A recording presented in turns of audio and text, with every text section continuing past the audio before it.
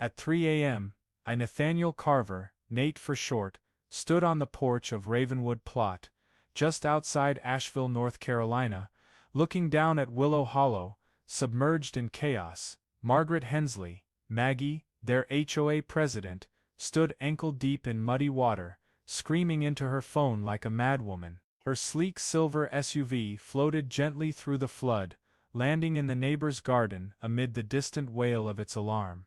The shorted-out sprinkler system sprayed wildly, fruit trees in the neighborhood snapped under the current, and I just stood there thinking, I warned them. But no, they had to dig that ditch, had to tear up my orchard. Maggie looked pathetic now. Soaked jacket, hair plastered to her face, she waved her arms as if she could command the water to retreat. The SUV drifted past, its headlights cutting through the rain, highlighting her helplessness. I couldn't laugh, just quietly sipped my coffee, my mind drifting back months earlier. They wanted to destroy my orchard, Ravenwood Plot, the land I'd sweated to build, so I gave them exactly what they asked for, with a little extra spice. That orchard was my heart, apples, pears, peaches, a little paradise outside Maggie's rigid suburb. They didn't stop at encroaching, they pushed me to my limit. You're probably wondering how it came to this, right? How? From a peaceful orchard, I turned Willow Hollow into a flood zone overnight. Don't worry, I'll tell you from the start. Back a few months, when everything was still green, when I had no idea Maggie and her HOA would turn my life into a waterlogged war. This is the story of how I turned their water into their own nightmare, and trust me, it's worth sticking around for. So, back a few months before that flood night, when Ravenwood Plot was still peaceful, I'm Nathaniel Carver, Nate, a 45-year-old ex-environmental engineer, who ditched city life for the outskirts of Asheville, North Carolina, to live the way I wanted. Ravenwood Plot was my home, an unincorporated patch right on the edge of Willow Hollow, the posh neighborhood, with identical houses and Maggie Hensley's iron-fisted HOA. I built this log house myself, nothing fancy, just cozy enough with a front porch overlooking my orchard. Apples, pears, peaches, my pride and joy. Every morning, I'd brew coffee, step onto the porch, hear the birds chirping in the branches, feeling like it was just me and nature against the world. That orchard wasn't just a hobby, it was therapy, a legacy. My dad taught me to plant trees, said, good soil pays you back if you treat it right. When he passed, I brought that lesson here, turning a blank plot into a green haven amid North Carolina's hills. Unlike Willow Hollow with its ruler-straight lawns, my Ravenwood Plot was alive, natural, and most importantly, not under Maggie's or her HOA's control. Legally they couldn't touch me, and I liked it that way. I didn't need anyone telling me what color to paint my fence or how short to cut my grass. Willow Hollow was the opposite. Over there it was two-story white houses, double garages, and an endless rulebook, no big dogs, no parking overnight on the street. Maggie Hensley ruled like a queen, always showing up with a fake smile, and that clipboard glued to her side. I'd known of Sommets long ago, not formally met, but she'd stuff HOA newsletters in my mailbox, friendly reminders, even though I wasn't a member. The first was a warning about bushes growing past my boundary.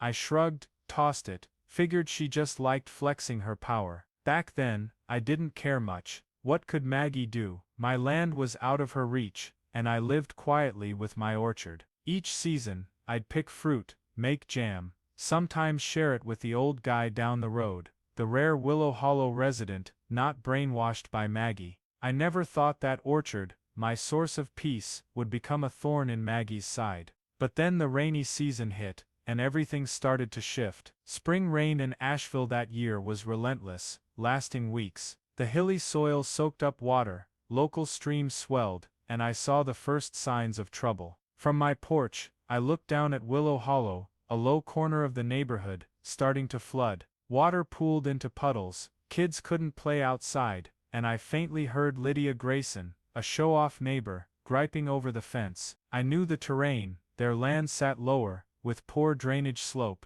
a design flaw from day one. But I didn't expect Maggie to look up at my Ravenwood Plot and think, yeah, blame this guy. That's when it all began. and when I realized my beloved orchard was about to become a battleground. Things heated up as Asheville's rainy season dragged on a few more weeks. From Ravenwood Plot's porch, I saw water pooling worse in Willow Hollow's low corner, the perfect suburb I thought I'd never tangle with. But then I hit my first snag with Margaret Hensley, Maggie, their HOA head. Maggie, 50, with dyed blonde hair, always in a stiff blazer, and clutching a red wine glass like it's her lifeline. She had this squinting look, like everything offended her: sunlight, dirt, and especially me, the neighbor who wouldn't bow to her little power club. Willow Hollow was Maggie's domain, a place where everything followed the rules, every house painted white, lawns trimmed like they're measured with a ruler, and if you dared leave a trash can out overnight, you'd get a fine letter fast. I used to think it was funny how they lived like robots, paying yearly dues just to be told what to do, but Maggie didn't find it funny. To her, Willow Hollow was a kingdom, and she was the queen, her clipboard her crown. I'd never officially met her, but I knew her from distant run-ins. First was that letter in my mailbox, warning about bushes crossing my boundary, my land not theirs. Another time, she stood at the fence, staring at my orchard like it insulted her ancestors. I ignored her, and she did too, at first. But then the rain messed everything up. The puddles in Willow Hollow grew, and Lydia Grayson, the neighbor who flaunted designer bags, started yapping in the neighborhood email group. I caught her whining about flooded yards over the fence, like it was the end of the world. I shrugged, knowing the issue: their land was low, drainage slope terrible, since the place was built. My Ravenwood Plot sat higher, unrelated. But Maggie didn't see it that way. One afternoon, I spotted her by the fence, with Tom Bradley, her lackey, a balding ex-real estate guy, who just nodded along. They pointed at my orchard, Maggie scribbling on her clipboard, Tom bobbing his head like a pecking chicken. That night, I got my first email, not sent straight to me, but through Willow Hollow's Google group, my Ravenwood Plot address bolded and capitalized. Maggie called my orchard the source of drainage disruption, claiming my natural irrigation, just pipes and gravity, boosted groundwater, worsening Lydia's puddle. Who talks like that? I laughed, thinking she was just stirring trouble. But then I saw Tom lurking near the fence, snapping pics of my pear and peach trees, like a detective. That's when I knew Maggie wasn't kidding. She wanted to make me the enemy, and my orchard, the one I'd sweated over for years, was now in her crosshairs. I didn't know how bad it'd get, but Maggie's smug look over the fence said it all. She thought she held all the cards. Me? I just wanted peace with my orchard. But Maggie and Willow Hollow were about to teach me peace isn't always an option. The rain in Asheville wouldn't quit, and things started spiraling out of control. From Ravenwood Plot's porch, I saw Willow Hollow's pooling water worsen, the puddle in the low corner now a small lake, glinting under streetlights each night. I still thought it was their problem: low land, bad drainage slope, a design flaw from day one. But Maggie Hensley and her HOA had other plans. They didn't want to fix their mess, they wanted to pin it on me, on my orchard, like my apple and pear trees were flooding all of North Carolina. It blew up one rainy evening. I was inside, brewing coffee, listening to rain hit the roof, when my phone lit up, a notification from Willow Hollow's Google group. I wasn't in it, but Maggie had added me just to send this passive-aggressive email I'd never forget. Subject: Community Drainage Issue. The text was long-winded, bureaucratic nonsense Maggie loved, but the core stunned me. We've identified the drainage disruption source as Ravenwood Plot, my address bolded, capitalized, like I was a national criminal. She claimed my non-compliant irrigation system, just pipes and gravity, for my orchard, boosted groundwater, enlarging Lydia Grayson's yard puddle. Lydia, the show-off neighbor, chimed in: "I can't let the kids play outside anymore, it's unacceptable." I read it, couldn't believe my eyes. Who writes like that? I laughed, figuring Maggie was tipsy on red wine drafting this. But then I remembered Tom Bradley lurking near the fence, photographing my trees the day before. This wasn't a joke, they were serious. I stepped onto the porch, peering at Willow Hollow through the rain. Lydia's puddle glowed under streetlights, 100 meters away, far lower than my land. My Ravenwood Plot sat higher, water flowed down, not up.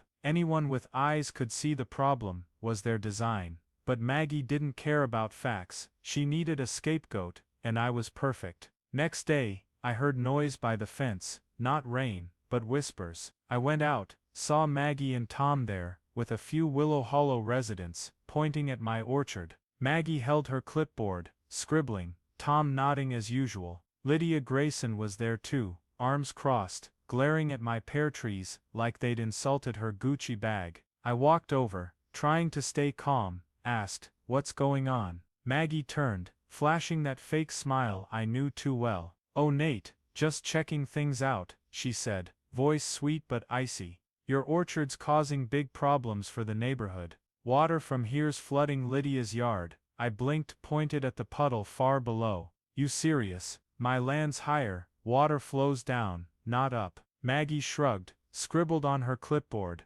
"That's your opinion, but the board will investigate." Tom jumped in, know-it-all tone, "Your irrigation's the issue, Carver. It's boosting groundwater." I nearly laughed. "Irrigation? It's just a pipe from my well to water trees." But Maggie's smug look told me arguing was pointless. She didn't need logic, she needed power, and I was easy prey. I went back inside, mad but unsure what to do. Rain kept falling, my orchard stayed green, but I felt the real storm coming, not from the sky, but from Maggie and Willow Hollow. They'd just declared war, and I didn't yet know that email was only the first shot, but I'd soon learn never to underestimate a guy who loves his orchard like me. After that email and fence standoff, I figured Maggie Hensley and Willow Hollow's HOA would stop at empty threats. I was dead wrong. One morning, I woke to an odd sound, not Asheville's familiar rain, but a roaring excavator. I rushed to brew coffee, stepped onto Ravenwood Plot's porch, and froze at the sight. A crew in reflective vests was digging, right on the line between my land and Willow Hollow. A narrow, long ditch sliced through my orchard's edge, the excavator's blade ripping roots like paper. 2 favorite peach trees, grown from seed 6 years ago, teetered, roots exposed, dirt splattered across my porch. I ran out, coffee still in hand, yelling, "Stop right now, what are you doing?" A guy on the crew, face red from the cold, shrugged. "HOA Willow Hollow order, improving rain drainage," he said, turning back to the machine like it was nothing. I looked around, spotted Maggie a few meters off, clipboard in hand, smug smile clear, despite the drizzle matting her hair. Tom Bradley stood beside her, nodding like a puppet. I charged over, heart pounding with rage. "Maggie, this is my land, you've got no right to dig here." She turned, raised an eyebrow like I'd said something dumb. "Nate, don't overreact," she replied, voice sugary but sharp. "This is necessary landscaping for the neighborhood. Your orchard's causing floods, we have to fix it." "Landscaping?" I pointed at a dying peach tree, roots severed. "You call tearing up my trees landscaping?" Maggie shrugged, jotted on her clipboard, "They're just trees, Nate, you can replant." I stood there, blinking, ears ringing. Just trees? 6 years of watering, tying them against rabbits, picking fruit each season to her. Just trees? I turned to Tom. "She hired you, right? Stop now, I didn't approve this." Tom smirked. "We've got a city permit, Carver, it's for the common good." Permit? I'd never seen a paper, no one asked me. I dashed inside, grabbed my phone, filmed it all, excavator roaring, dirt flying, the second peach tree tilting. I called the cops, but they said it's a civil matter, wouldn't step in. The excavator kept going, the ditch deepened, slicing my orchard like a scar. I stormed back out, shouted at Maggie, "You've got no right to trespass, stop or I'll sue." She smirked, eyes on her clipboard. "Sue if you want, Nate, but this is for the community, you should thank us." I clenched my fists, itching to wipe that smile off, but knew I had to stay cool. By noon the crew left, leaving a jagged ditch along the boundary. My 2 peach trees were nearly uprooted, a nearby pear tree wilting from disturbed soil. I stood in my orchard, rain soaking through, staring at years of work trashed. These weren't just trees, they were sweat, memories with my dad, what kept me sane after long days. Maggie turned it into a battlefield, didn't even apologize. I glanced at Willow Hollow, saw Lydia Grayson under an umbrella, nodding like the ditch would save her kingdom. That's when I knew two things. 1. Maggie had no conscience. 2. This wouldn't end here. I went inside, hands shaking as I set the coffee down. They thought I'd back off, but they didn't know me. That ditch was their first shot, and I swore they'd regret targeting my orchard, but I didn't yet know the worst was still ahead. After the ditch day, I couldn't sleep. The excavator's roar echoed in my head. The sight of 2 peach trees collapsing haunted me. I stood on Ravenwood Plot's porch, staring at the scarred earth running through my orchard, Maggie Hensley and Willow Hollow's HOA's mark. I couldn't let them win that easy. This was my land, my orchard, and I'd make them pay. But first, I tried the decent route, the legal one. I thought the law would back me, protect my property rights. I was wrong. I started documenting everything. My phone filled with videos, excavator tearing soil, peach trees tilting, Maggie standing there smug. I snapped pics of the ditch, measured how far it crossed my line, at least 2 meters. I called an old Asheville friend, Henry, a property dispute lawyer. Next day, I hit his office with my evidence stack. Henry, a quiet guy with thick glasses, watched the videos, flipped through photos, then sighed. "Nate, legally you're right," he said, tapping his pen. "They trespassed without consent, but reality's different." "How's it different?"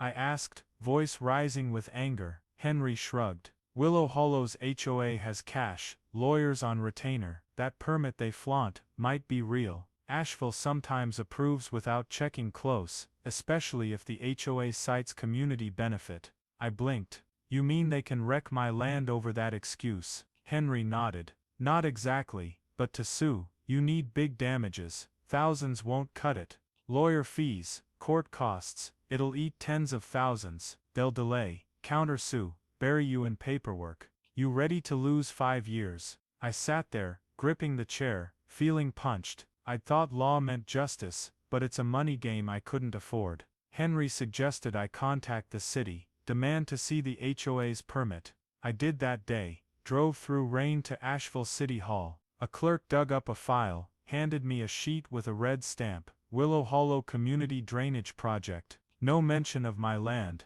no signature from me. I pointed at it, asked, "How'd they get approval to dig through private property?" The guy shrugged. "Ask the HOA. We just stamp it." I got home, papers in hand, useless. Rain kept falling, the ditch filled with water, my orchard soil eroding.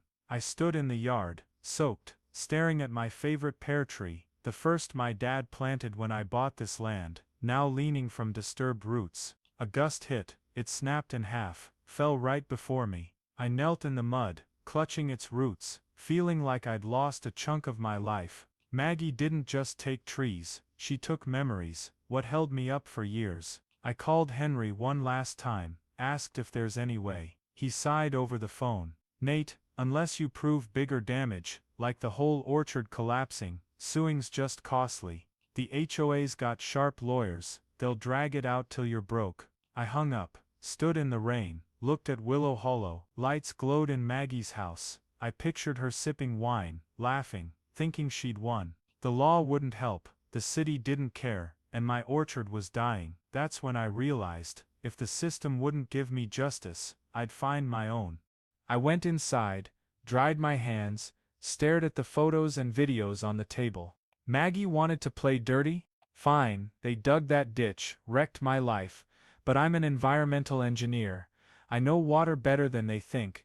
An idea sparked: if they pushed water my way, I'd send it back. This wasn't a game anymore, it was war. After the legal bust, I thought Maggie Hensley and Willow Hollow's HOA were satisfied with the ditch through my orchard. I was wrong, they weren't done. One afternoon, I drove back to Ravenwood Plot after grabbing fertilizer from the store, hoping to save my remaining trees. As I turned into my drive, I saw something unbelievable: a brand new concrete pipe, thick as my arm, punched straight through the wooden fence I'd built 5 years ago. Not beside it, not along it, through it, like a knife in my chest. The pipe ran from Willow Hollow's side, jutting into my orchard, its end tilted up like a mocking mouth. I parked, hands shaking as I opened the door, stepped out to see it clear. The fence, Each plank I'd nailed myself had a gaping hole, splinters scattered on the ground. The concrete pipe stretched from their land, crossed the line, dumped right into the orchard corner where my pear tree fell last week. No note, no permission, no word, just the pipe sitting there, cement still wet, like Maggie's victory stamp. I knelt, checked it, soil around it was soggy, roots of a nearby peach tree starting to rot.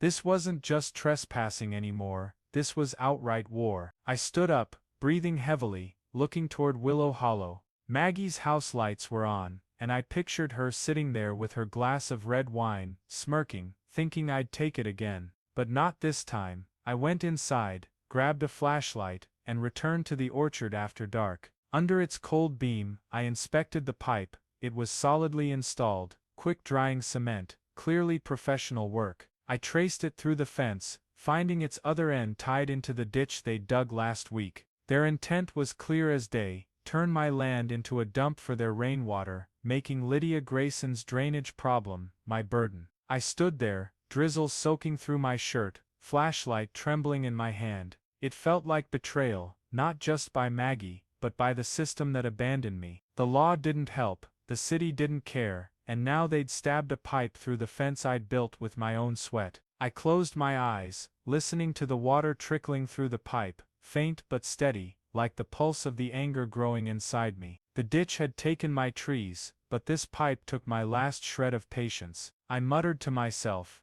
they want water. I'll give them water in a way they won't expect. I wasn't crazy, I was sharper than ever. As an environmental engineer, I knew how water flowed, how soil reacted. Maggie and the HOA thought they were clever, using this pipe to shove their problem onto me, like I was their natural sponge. But they didn't know I could play that game too, and better. I went back inside, sat at the table, opened my laptop to dig. Asheville's urban drainage codes, area topography maps. Thoughts of the ditch and concrete pipe spun in my head like a plan taking shape. If they wanted my land as their water dump, I'd make the water turn back, flooding their perfect little suburb. That night, I didn't sleep.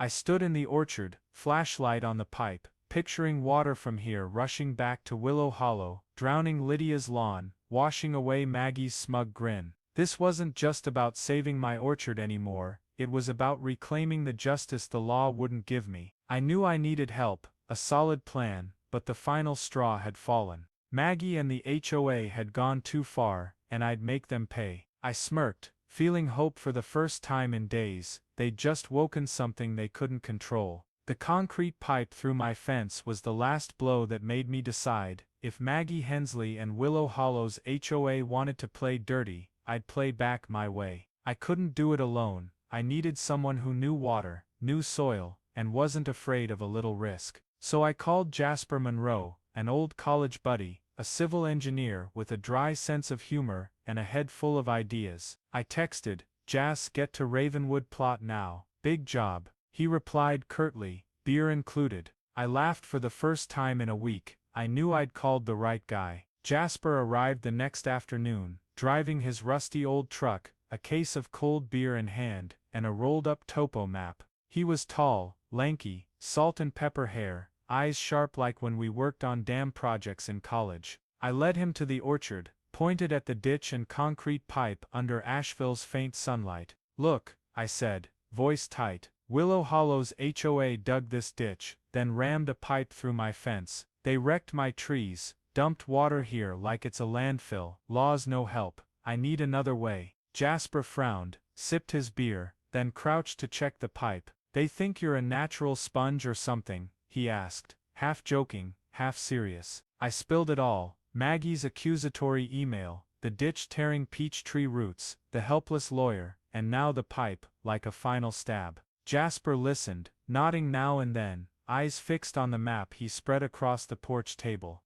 When I finished, he pointed at the ditch. "Nate, this is their screw-up. Your land's higher than Willow Hollow, water flows down, not up. But this ditch and pipe only work if your soil soaks up the extra. If it doesn't, the water'll spill back on them." I blinked. "Spill back?" Jasper grinned. "Yeah, block it here, or redirect it, and their whole neighborhood's a pool." The idea hit me like lightning. I was an environmental engineer, I knew water followed gravity, and I could use their own creation against them. But how? I asked. Jasper pulled the map closer, circled my land and Willow Hollow in red pen. See this, your land slopes down to them, but their ditch is shallow, can't carry water far. This pipe's worse, it dumps straight into your orchard, no real outlet. If you block the lowest point on your land, or dig a hidden channel back, the water'll head right to their low corner, Lydia Grayson's puddle spot. We sat there for hours, half the beer gone, hashing out details. Jasper suggested a French drain system, a buried pipe lined with gravel and clay, to steer water where we wanted. No big demolition, no law breaking, he said. Just landscaping, call it that if the city asks. I laughed hard. Landscaping, like Maggie said when she trashed my trees. Jasper nodded. Exactly, they use that trick, now you do. But then Jasper paused, looked at me straight. Nate, you sure? If this goes big, water'll flood Willow Hollow, houses, cars, everything, they'll suspect you fast. I shrugged. They can suspect all they want, can't prove it. I'm not touching their land, not messing with their ditch or pipe, just adjusting mine. Besides, Jas, they took my orchard. This is justice. Jasper smirked, raised his can. Engineer's justice. Fine, I'm in. We planned it that night. Jasper measured the slope with a laser level he brought, noting the lowest spot in my orchard, where Maggie's pipe spilled out. He sketched it, a hidden pipe running from there, curving past my boundary, dumping back at Willow Hollow's low corner. Need gravel, packed clay, and some bushes for cover, he said. When heavy rain hits, their ditch'll overflow, can't drain, and your system'll shove it all back there. I nodded, feeling hope spark. How long? Jasper shrugged. Few days, if you hustle, I'll oversee. Before leaving, Jasper clapped my shoulder. Nate, if you're doing this, make it count. They pushed you here, don't let them off easy. I stared at the concrete pipe under moonlight, remembering my pear tree falling in the rain, Maggie's grin as she wrecked my orchard. Don't worry, I said. They won't escape. The floodback plan was born, not sabotage, but letting nature do its thing, with a nudge from me. Maggie and the HOA thought they controlled water, but they'd soon learn, water doesn't obey anyone, unless I tell it to. The floodback plan was set, and I, Nate Carver, wasted no time. After Jasper Monroe mapped out the hidden drainage system, I started the next day. This wasn't sabotage, it was landscaping on my land, Ravenwood Plot, and I'd do it in the dark, away from Willow Hollow's prying eyes. Maggie Hensley and her HOA wouldn't know a thing until water lapped at their doorsteps. I liked that idea more than I expected. Day 1, I drove to Home Depot in Asheville, bought supplies, small gravel, packed clay, 3-meter PVC pipe, and some deep-rooted bushes, Jasper's picks for camouflage. The cashier, a young guy with wild hair, eyed my haul. Big project, huh? He asked, grinning. I shrugged, just fixing the yard. No one needed the truth, the fewer involved, the better. Back home, I stacked it in the shed, waited for night. Daytime was too risky, Tom Bradley, or Willow Hollow's nosy types might spot me, and I didn't want suspicion before the storm hit. That night, I began. Under a headlamp's beam, I dug a shallow trench along my orchard's low corner, where Maggie's concrete pipe jutted out. Soil was soft from recent rain, but I still sweated, piling each shovelful neatly aside. Jasper had instructed, dig at least 30 centimeters deep, layer gravel first, then set the pipe. I followed exactly, laying the initial gravel bed, then fitting the PVC into a long gentle curve, past my boundary, aiming for Willow Hollow's lowest point, Lydia Grayson's puddle zone. I pictured rainwater rushing through, surging back to their pristine lawns, and smirked in the dark. Day 2, I moved faster. Light rain fell, muffling the shovel's clinks, but making soil slick. I slipped once, knee slamming a rock, but didn't stop. I packed clay over the pipe, forming a seal so water wouldn't soak down but flow where I directed. Jasper called mid-job, checking in. You good? He asked, through the phone static. Good, I panted. Laying clay now, 2 bushes left, he chuckled hoarsely. Nice, don't get caught, Maggie'll flip if she finds out. I nodded, though he couldn't see. I knew the stakes. If spotted, they'd cry sabotage, even though I hadn't touched their land. Night 3, I nearly blew it. I was planting the last bush, a deep-rooted honeysuckle, when headlights swept the fence. I killed my flashlight, ducked behind a pear tree, heart pounding. It was Tom Bradley, on his self-appointed HOA patrol. He stopped, stepped out, scanned the boundary, with his light. I held my breath, praying he wouldn't spot the fresh dirt. Luck held, the prior night's rain had blended it in. Tom muttered something, then drove off. I waited 10 minutes, sure he was gone, before standing too close, I told myself, but it only steeled me more. By day 4, it was done. I double-checked. The hidden pipe ran from Maggie's concrete outlet, curved through my land, aimed back at Willow Hollow. I covered it, planted bushes to hide it, then stepped back. No one could tell, it looked like I'd just spruced up the yard. Jasper came that evening, laser level in tow to test the slope. Perfect, he said, sipping beer. Water from their pipe'll flow through, hit big rain, and flood right back. I nodded, feeling like I'd built a secret weapon. To test it, I waited for a small rain the next day. Water trickled from the concrete pipe, snaked through my system, and I saw it seep toward Willow Hollow, not enough to flood, but proof the plan worked. I stood on the porch, watching it move, thinking of Maggie and her smug grin. They thought I'd buckled after the ditch and pipe. They were wrong. I wasn't replanting to lose, I was rearming to win. The plan now just needed a storm, a big rain to trigger it all. I knew Maggie and the HOA wouldn't see it coming. They thought they'd broken me, but I'm an engineer, and water's my turf. I smirked, eyeing the concrete pipe one last time. Just wait, I muttered. Water always finds a path, and I just drew it one. The flood back system was ready, and I, Nate Carver, just had to wait for the perfect moment. After 4 nights building in the dark at Ravenwood Plot, I stood on the porch, staring at Maggie Hensley's concrete pipe jutting from my fence, now a gateway to send water back to Willow Hollow. I knew I needed a storm, not a drizzle, but a deluge, enough to unleash my and Jasper's plan. Lucky for me, Asheville's skies didn't disappoint. A few days later, the weather forecast started blaring like an alarm. I sat inside, flipping through the local news channel. The morning broadcast warned, major storm expected to hit North Carolina this weekend, flash flood risk in low areas. The anchor, face grim, pointed at a map, a thick gray cloud mass sweeping Asheville, with over 10 centimeters of rain, predicted in 24 hours. I smirked, thinking, perfect.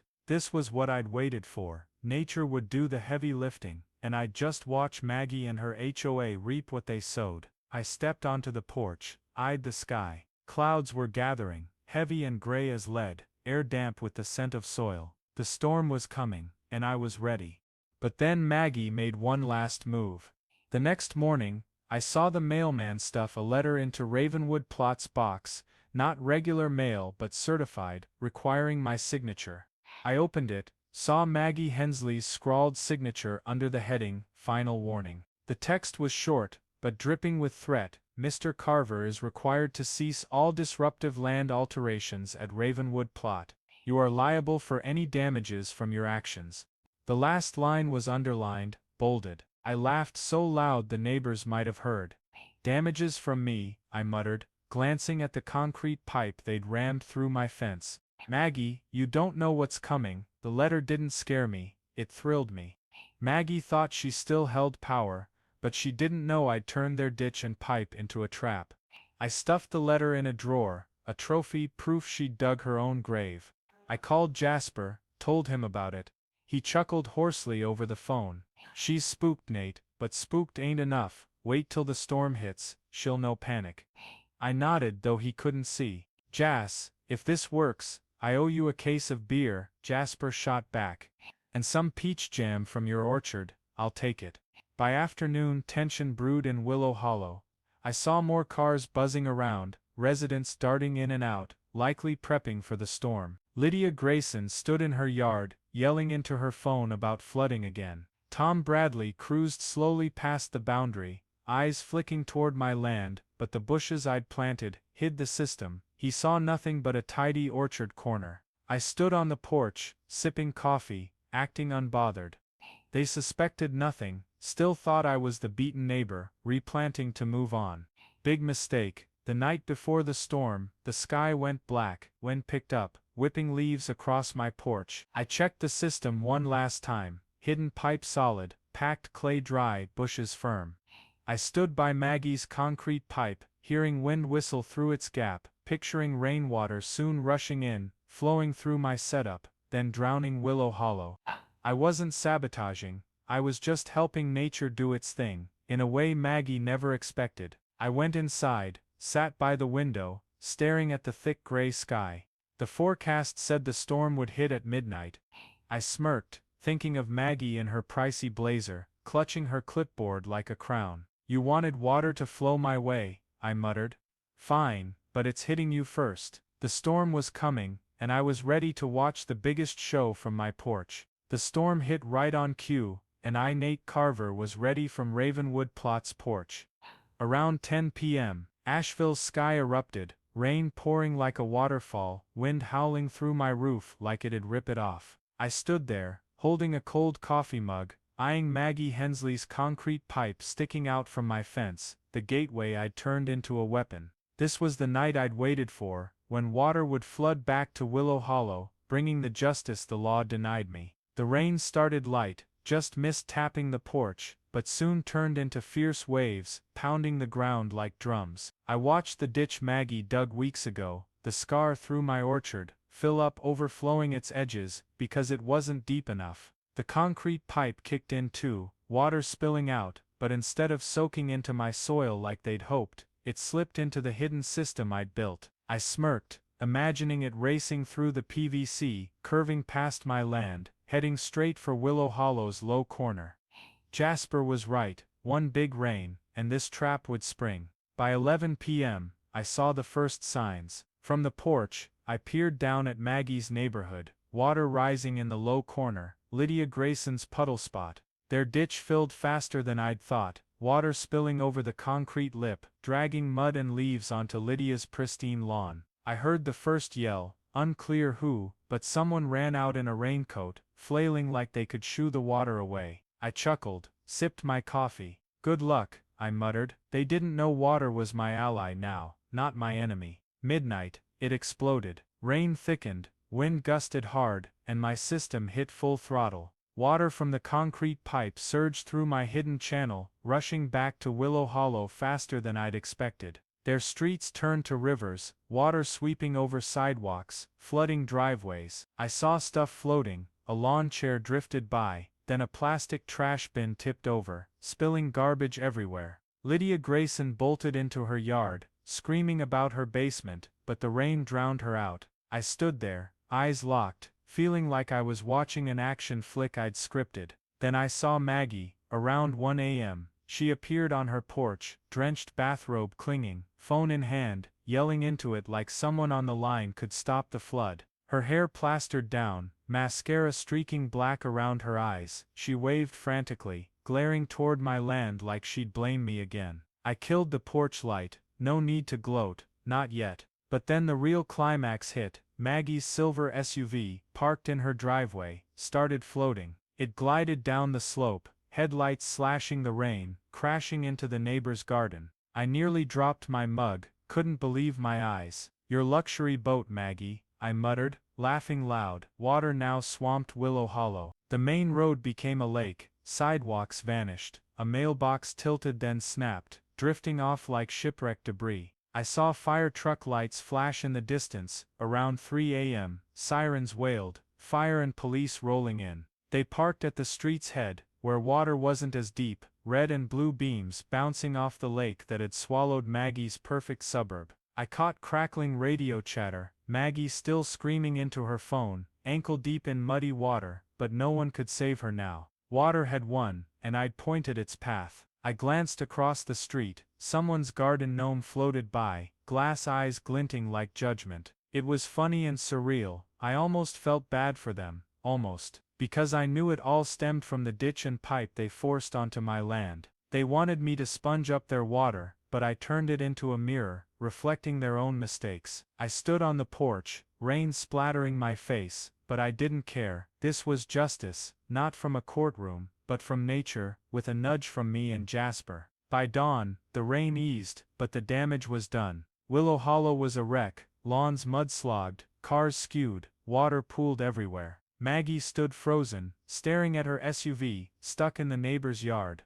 I took a final sip of coffee, recalling her warning letter, "You are liable for any damages." I chuckled, "Maggie, you did this, not me." The storm had done its part, my system the rest, and now I'd just wait to see how they'd face the fallout. As the sun rose after the storm, I, Nate Carver, stood on Ravenwood Plot's porch, looking down at Willow Hollow, no trace of perfection left. Water still pooled everywhere, lawns trashed, mud piled in weird heaps, cars scattered like abandoned toys. Maggie Hensley's silver SUV stayed lodged in the neighbor's garden, tilted at a comical angle, headlights dead. From afar, I heard residents' murmurs, not the usual Saturday morning laughs, but arguing, wailing, and panic. The flood had done its job, and I knew Maggie was about to face the consequences she'd brought on herself. By 8 a.m., city engineers showed up, two guys in reflective vests, tools in hand, waded through water to check the HOA's ditch, Maggie's once proud drainage solution.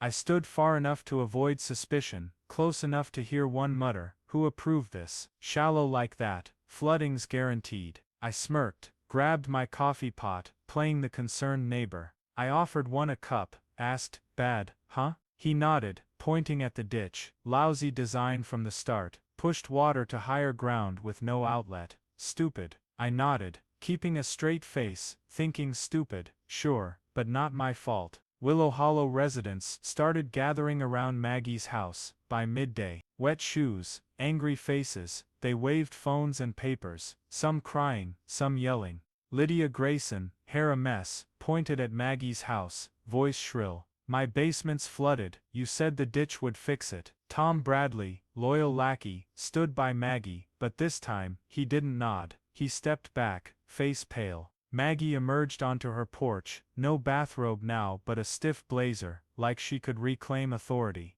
But she looked pitiful, dark circles, matted hair, voice shaky as she shouted, "Calm down, we'll handle it." No one listened. A man waved papers, insurance denied the claim, they said it's negligence. Shouts erupted, "Who approved this ditch?" I sat on my porch, trimming bushes like nothing was up, taking it all in. Their voices carried across the open neighborhood they'd once bragged about. Maggie tried to hold control, raising hands, calling, "We'll have a special meeting, I promise." But the crowd turned away. Someone yelled, "Resign."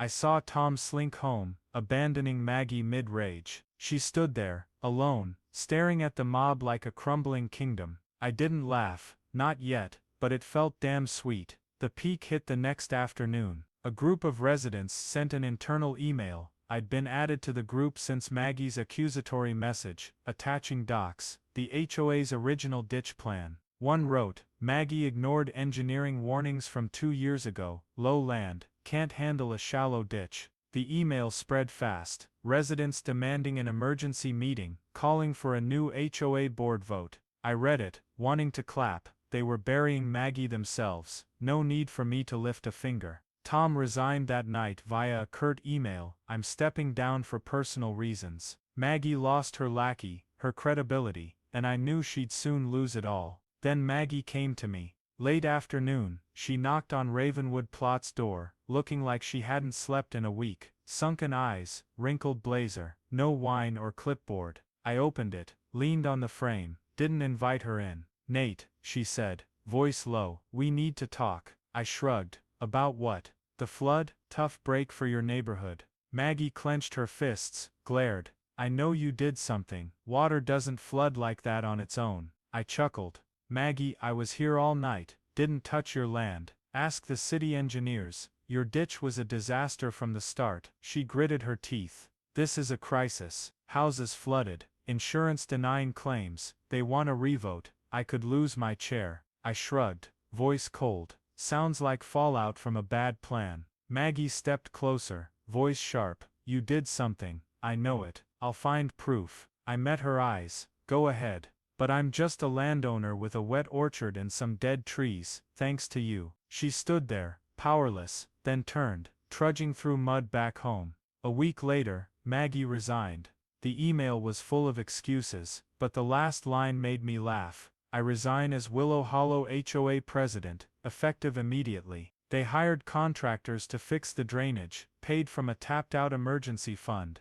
HOA fees doubled, residents revolted, and Maggie sold her house months later, moving far away. I stood on my porch, watching her moving truck vanish, thinking, "You lost, Maggie." Maggie Hensley was gone, Willow Hollow unraveled, and I, Nate Carver, stood on Ravenwood Plot's porch, gazing at the orchard once a battlefield, now quiet under Asheville's morning sun. The flood had done its work, sweeping away Maggie's power and her arrogant HOA, leaving me with land to heal. I didn't replant right away. I needed time to breathe, to savor this silent win. But soil waits for no one, and I knew it was time to bring Ravenwood Plot back, not because I forgave, but because my orchard deserved to live. I started weeks after the flood. First, I rented a truck to haul fresh soil, rich loam my dad once called garden gold. I filled the spots eroded by Maggie's ditch, leveling each meter like smoothing a scar. I bought saplings, peaches, pears, apples, same as the ones I'd lost. I planted each one, hands carefully digging holes, setting roots in soil, covering them like a promise to myself, no one's taking these again. Each tree was a fresh start, but also a way to reclaim what Maggie broke. The city surprised me with a hand. Post-flood, I filed a complaint about the ditch and concrete pipe, not a lawsuit, just a review request. City engineers checked, admitted they'd botched the HOA's permit approval, missing my property line. They paid a small settlement, not much, but enough for a little greenhouse in my orchard's corner. I built it in 2 days, steel frame and glass gleaming in the sun. Inside I grew seedlings, shielding them from heavy rain or wind, stuff Asheville never lacks. The greenhouse was my mark, not just recovery, but stronger than before. Next spring, the orchard came alive. Peach trees sprouted green, pears budded, and I heard bees buzzing around the bushes I'd planted to hide the drainage system. Birds returned, perching on apple branches, singing morning songs that took me back to before Maggie turned my life into war. I stood on the porch daily, sipping coffee, watching the orchard grow, feeling like I'd reclaimed a lost piece of myself. Not forgiveness, I didn't forget the ditch or pipe, but letting the land heal, like I'd healed it. One afternoon, picking my first new pears, a kid biked by from Willow Hollow, now a messy suburb, with no HOA grip. He stopped, peered through the fence, grinned. "Hey, you're the guy who flooded the neighborhood, right?" I looked up, caught off guard, then smiled back. "I prefer neighborhood hydrologist, kid," I said, tossing him a pear. He caught it, took a bite, eyes lighting up. "Sweet, you're awesome, you made them all run." I shrugged, playing modest. "I just helped water find its way." The kid laughed loud, pedaled off, leaving me with my pear basket, thinking how this story spread. I didn't brag, no need. Willow Hollow folks saw me differently now. Some nodded passing by, a few apologized for staying quiet when Maggie ran wild. I didn't blame them, they were her victims too, in a way. But I didn't need apologies, I had my orchard, and that was enough. I brought homemade pear jam to the old man down the road, the only Willow Hollow guy who never turned on me. He smiled, clapped my shoulder. "Good job, Nate." She had it coming. By summer, Ravenwood Plot was lush again. The greenhouse brimmed with seedlings, the orchard bore fruit, and I stood on the porch, looking at Willow Hollow, now just a regular neighborhood, no clipboards, no dumb rules. I smirked, thinking of Maggie somewhere far off, powerless to wreck anyone else. I didn't do this out of hate, I did it for this land, these trees, myself. And as bees buzzed, birds sang, I knew I'd won, not with lawsuits, but by letting nature speak. Fall came to Ravenwood Plot, and I, Nate Carver, stood on the porch, gazing at an orchard heavy with ripe fruit under Asheville's golden sun. Pears swayed in the breeze, sweet peaches filled baskets, and the greenhouse gleamed like a badge from a wild year past. Willow Hollow across the fence was just a normal suburb now, no Maggie Hensley, no HOA, no more warning letters in my mailbox. I sipped coffee, replaying the journey from peaceful orchard to flood night, back to this calm. This is the story I wanted to tell you, not just about water, but how nature and people find balance, even at a cost. I started with love for my orchard, my dad's legacy, what kept me sane after long engineering days. When Maggie and Willow Hollow targeted it, I thought I'd just defend it. But the ditch, the concrete pipe, and the law's helplessness taught me sometimes defending isn't enough, you have to strike back. I'm not proud of the anger, but I'm proud I didn't fold. I stood up, with Jasper, with water, and turned what they used to hurt me into a weapon against them. That flood night, when Maggie's SUV floated off, when she screamed in the mud, wasn't a moment I flaunted, but one where I knew I was right. They couldn't take what I loved without paying. But the real win isn't that night, it's now. I look at my orchard reborn, not just alive, but stronger. Every tree I replanted, every fruit I picked, reminds me you can fall but always rise. Maggie didn't lose, because I was better. She lost because she didn't get what I learned: young water belongs to no one. It flows its own way, and if you force it, it'll break free. I just drew its path, let nature finish the job. She thought power was clipboards and rules, but real power is knowing land, knowing water, and knowing when to let them speak. I had Jasper over one night, sat on the porch with beer and peach jam like I'd promised. He eyed the orchard, smirked. "You pulled it off, Nate. Maggie's probably regretting crossing you." I laughed, raised my can. "She doesn't regret, she's not that type, but I don't need her to. I've got this." I pointed at the orchard, greenhouse, land now green. Jasper nodded. "Engineer's justice, quiet, but it works." We clinked cans, laughed loud, and I thought he was right. I didn't need anyone knowing what I did. I knew, and that was enough. Willow Hollow's a living lesson now. They didn't restart the HOA. Post-flood, doubled fees sparked a revolt, and Maggie's disaster ditch is a stain no one forgets. I heard she moved to some gated community far off, probably hunting a new throne. I wish her luck. Not really, but I don't care anymore. I've got Ravenwood Plot, and that's all I need. Every pear I pick, every bird I hear, takes me back to this fight, not to stew, but to remind me. Sometimes you battle to keep what matters. I'm sitting here, telling you this not to boast a win, but to talk about balance. Maggie and the HOA thought they could force me, force the land, force the water, but nature doesn't bend, it finds its way, like karma.